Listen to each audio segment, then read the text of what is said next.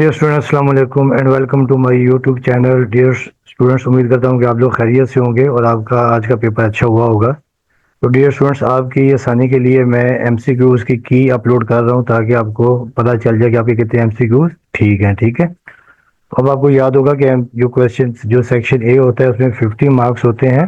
ठीक है, इसमें 15 इसमें इसके 50 मार्क्स होते हैं और जो है ना 15 ही आपके पास इसके एमसीक्यूज होते हैं और हर एक का एक नंबर होता है। ठीक है, अब देखिए क्वेश्चन आपके पास ये है कि fill the relevant bubble against each questions according to the curriculum. अब देखिए जो पहला यानी आपके पास एमसीक्यू है कि 1/4 की पावर -1/2। ठीक है, 4 की पावर 1/4 की पावर -1/2।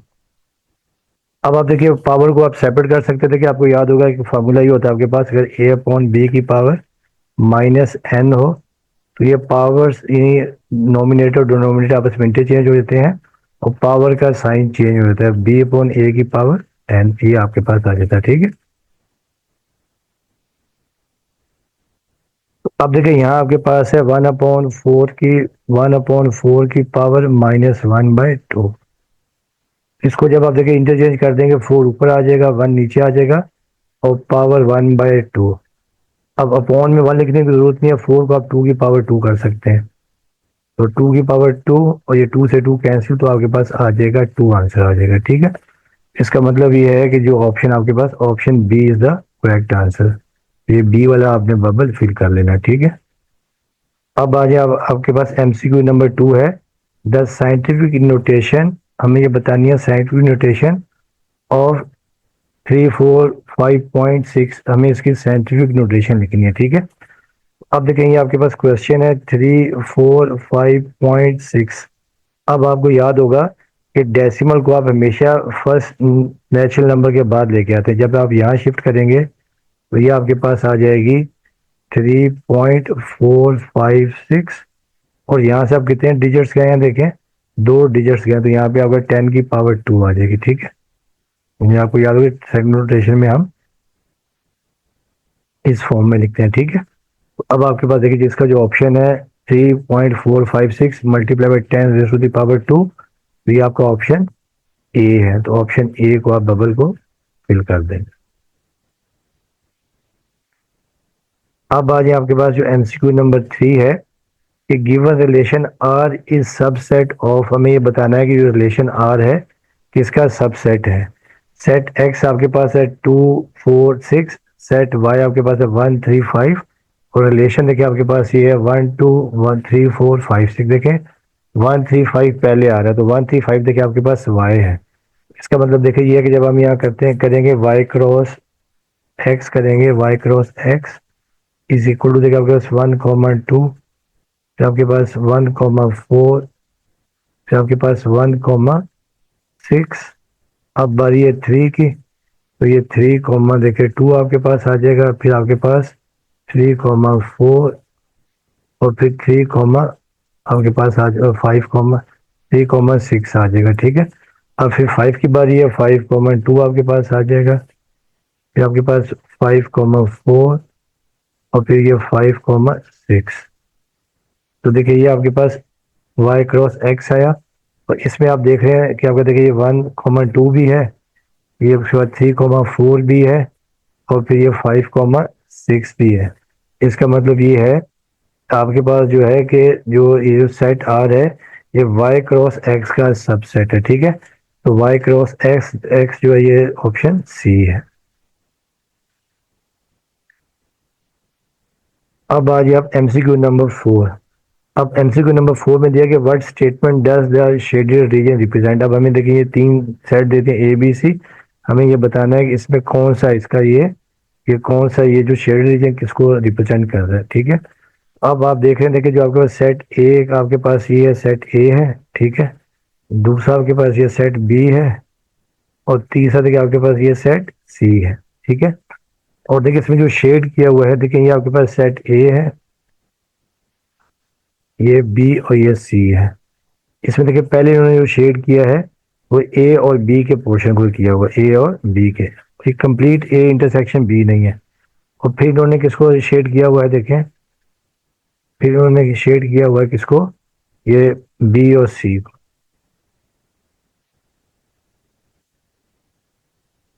इसका मतलब ये है कि जो आपका option A is the correct answer, option A को आप कर देंगे। ठीक है, ये नहीं होगा क्योंकि देखें ना, अगर आप ए इंटरसेक्शन बी करेंगे तो पहले ए इंटरसेक्शन बी पूरे को करना पड़ेगा। ठीक है, तो ये option A is the correct answer. अब आ जाए क्वेश्चन नंबर 5। अब लिखा कि factorise of 49a² minus 28ab plus 4b² इसकी फैक्टराइजेशन क्या देखें। अब ये आपके पास देखिए क्वेश्चन है 49a² माइनस 28ab और प्लस 4b²। देखिए आप इसको पहले कंप्लीट, इसको ही नहीं कंप्लीट स्क्वायर बनाएंगे। 49 को 7a का होल स्क्वायर, और ये 4b को आप लिख सकते हैं 2b का होल स्क्वायर।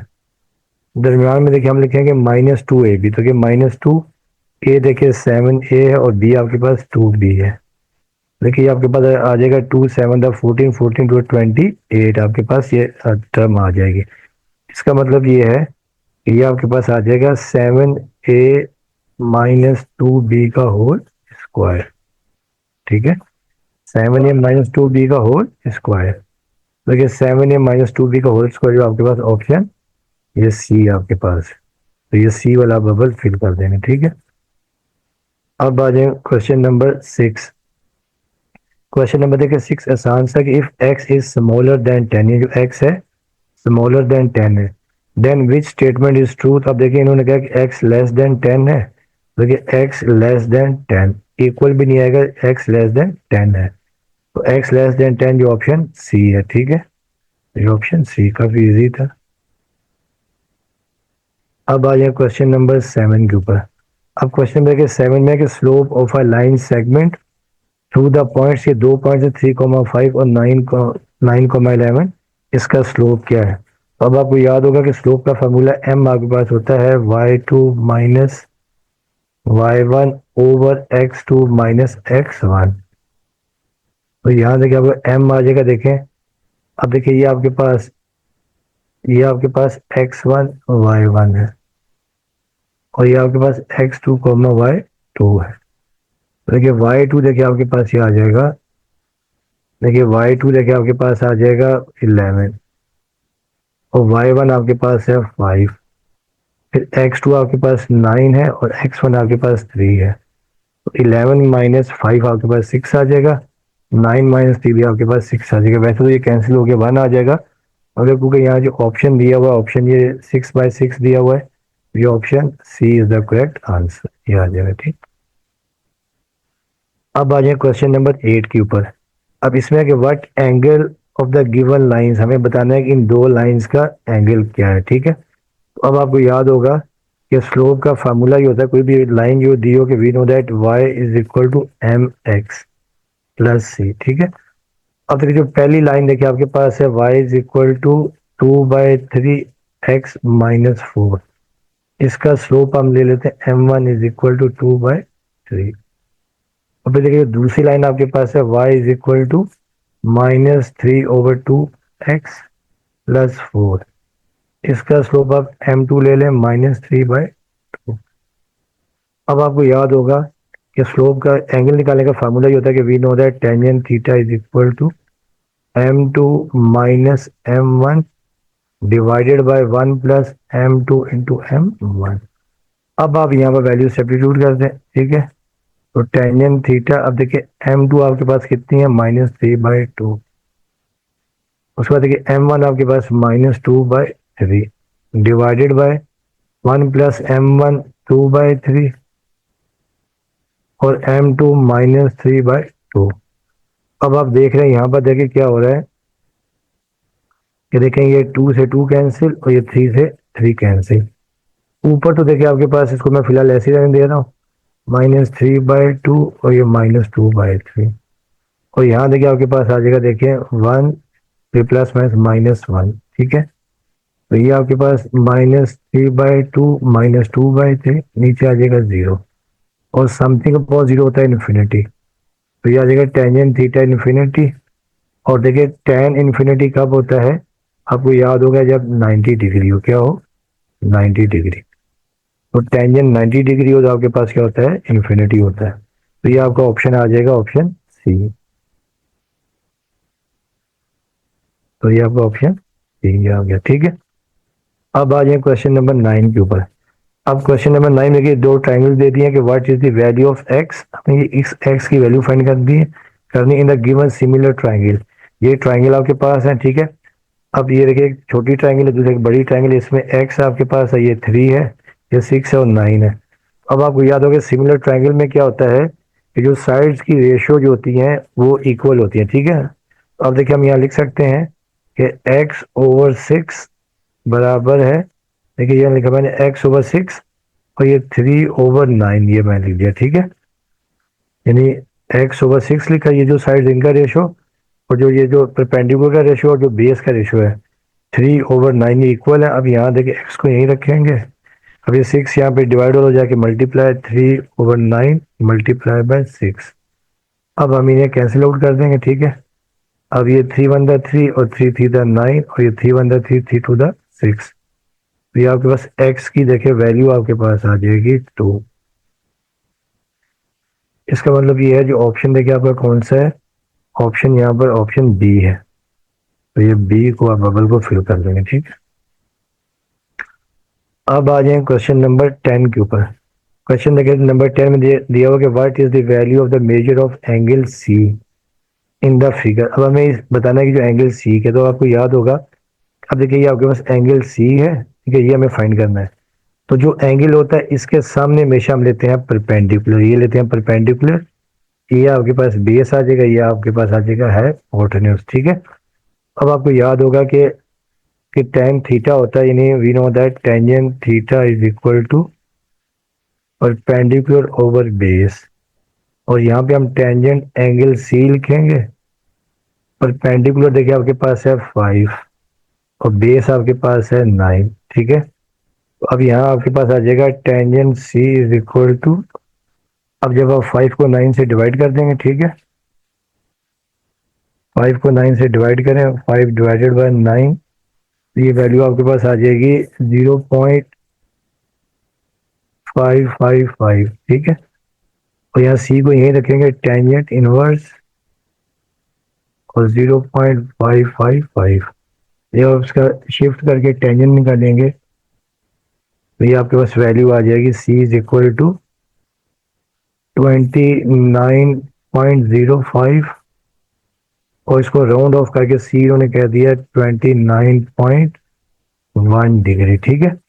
अब आप देखते हैं इसमें ऑप्शन कौन सा, ऑप्शन ए देखिए आपके पास 29.1 डिग्री, तो ऑप्शन ए इसका करेक्ट आंसर आ जाएगा, ठीक है। अब आज इसका जो पार्ट नंबर 11 है।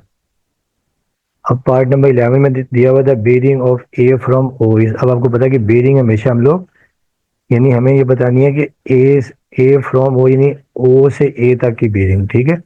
और बेरिंग आपको पता है कि हमेशा क्या होता है कि हमेशा कहाँ से लेते हैं हम लोग, नॉर्थ से लेते हैं, ठीक है। नॉर्थ से जब लेंगे तो नॉर्थ से हमने यहाँ तक, यानी देखें यहाँ तक हमने ये बतानी क्या है। अब आपको पता है कि देखिए यहाँ तक तो आपके पास आ जाएगा 90, ठीक है, और ये आपके पास 35 है, तो 90 प्लस 35, ठीक है। Bearing of A from O is equal to 90 degree plus 35। तो 90 डिग्री प्लस 35 देखिए आपके पास 90 प्लस 10 100 125 आ जाएगा, ठीक है, 125। अब आप देखिए 125 कौन सा ऑप्शन, ऑप्शन सी है, option C is the correct answer, ठीक है। अब आ जाए आपके पास एमसीक्यू नंबर 12 है। अब देखिए एमसीक्यू नंबर 12 दिया हुआ है, 3 medians of any triangle are. हमें बताना है कि ट्राइंगल की जो तीनों मीडियंस होती हैं वो क्या होती हैं। अब आपको पता होगा कि मीडियन देखिए आपको याद होगा कि ऐसी लाइन जो वर्टेक्स से ऑपोजिट साइड को दरमियान में कट करे, ठीक है। तो देखिए ये मीडियन आ जाएगी, ठीक है। दूसरी देखिए मीडियन आपके पास ये आ जाएगी, और तीसरी मीडियन देखिए आपके पास ये आ जाएगी, ठीक है। तो ये तीनों क्या कर रही हैं, तीनों देखें कॉन्करेंट इनसाइड, तीनों ट्राइंगल के अंदर से पास हो रही हैं और कॉन्करेंट मीन तीनों एक ही पॉइंट से पास हो रही हैं। इसका मतलब ये कि ऑप्शन ए है, ठीक है, कॉन्करेंट इनसाइड, यानी option A is the correct answer, ठीक है। अब आइए आप एमसीक्यू नंबर 13 के ऊपर। 13 में दिया होता है median of the given data is. अब आपको याद होगा, देखिए कि मीडियन, वैसे देखिए ये तो आसान सही है, मीडियन क्या होता है, मिडल वैल्यू होती है, ठीक है। और देखिए यहाँ पे आपके पास कितनी, देखिए नंबर ऑफ टर्म्स कितनी है, 1 2 3 4 5 6 7। तो आपको याद होगा कि जब मीडियन ऑड होती थी तो मीडियन का फॉर्मूला ये आपके पास होता था कि n+1/2th ऑब्जर्वेशन।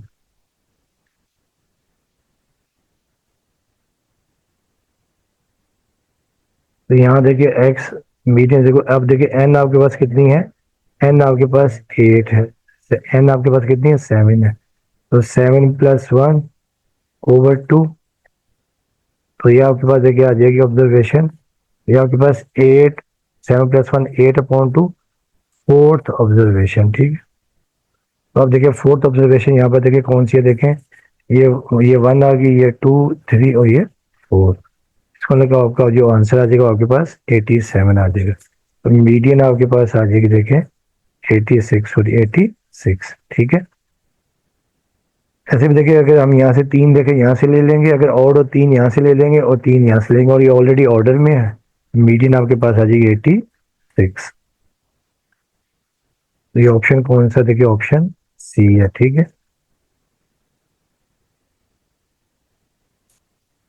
अब आ जाए एमसीक्यू नंबर 14 के ऊपर। अब देखिए लिखा हो कि what is the probability of getting tail. हमें बताना है कि टेल की क्या प्रोबेबिलिटी हो इफ अ फेयर कॉइन, यानी फेयर कॉइन देखिए या उसमें हेड होता है या टेल होता है, इस टॉस वन। आपको पता है यानी टोटल, तो आपको पता है यानी जो सैंपल्स पे हेड और टेल होते हैं, ठीक है। और इवेंट देखिए आपके पास क्या है, आपके पास मतलब क्या है, टेल है, ठीक है ना, टेल है, तो ये आपके पास 1 ही है। इसका मतलब ये है कि प्रोबेबिलिटी ऑफ टेल आपके पास आ जाए, ये आपके पास क्या 1/2 आ जाएगा, ठीक है। देखिए सैंपल स्पेस आपके पास देखिए एन एस आपके पास 2 आ जाता है, तो यहाँ पे जो एन ई आपके पास क्या आ जाएगा 1। तो प्रोबेबिलिटी ऑफ टेल आपका 1/2। तो ये ऑप्शन कौन सा, देखिए ऑप्शन बी है, ये 1/2। अब देखिए क्वेश्चन नंबर 15 है कि अ डाई वॉज रोल्ड 50 टाइम, ठीक है, एक डाई को हम 50 टाइम पे रोल कर दें, एंड द नंबर 4, जो number 4 is appear 15 time, number जो 4 है वो 15 दफा अपीयर हो रहा है। What is the relative frequency of the rolling 4, यानी क्या हो रोलिंग 4 की रिलेटिव फ्रीक्वेंसी। तो रिलेटिव फ्रीक्वेंसी भी बेसिकली आपके पास यानी प्रोबेबिलिटी होता ही है। रिलेटिव फ्रीक्वेंसी आपको पता है, यानी देखें नंबर यानी नीचे आएगा टोटल आपके पास, ठीक है, टोटल यानी फ्रीक्वेंसी आएगी, तो टोटल ये नंबर ऑफ टाइम्स आएगा, और ऊपर जो आपके पास यानी जो आपके पास एक दफा आ रहा होता है, ठीक है। तो अब देखिए ऊपर आपके पास कितना है, ऊपर आपका देखिए 15 यानी 4 15 टाइम आ रहा है, ठीक है। और जो टोटल फ्रीक्वेंसी देखिए टोटल जो है वो कितना है 50 है।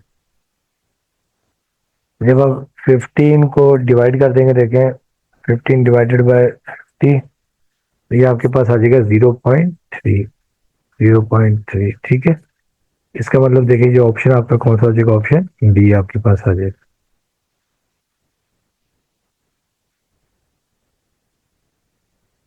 तो ये आपके पास इसका आंसर आ गया। तो डियर स्टूडेंट्स, ये तमाम एमसीक्यूज कंप्लीट हो गए हैं। उम्मीद करता हूँ कि आप लोग इससे काफ़ी हेल्प लेंगे, और बाकी आपसे रिक्वेस्ट है कि चैनल को लाइक करें और साथ में सब्सक्राइब भी करें, और आप अपना फीडबैक भी दें। बाकी इंशाल्लाह wish you best of luck your future papers. और बाकी स्टूडेंट्स, अल्लाह हाफिज़।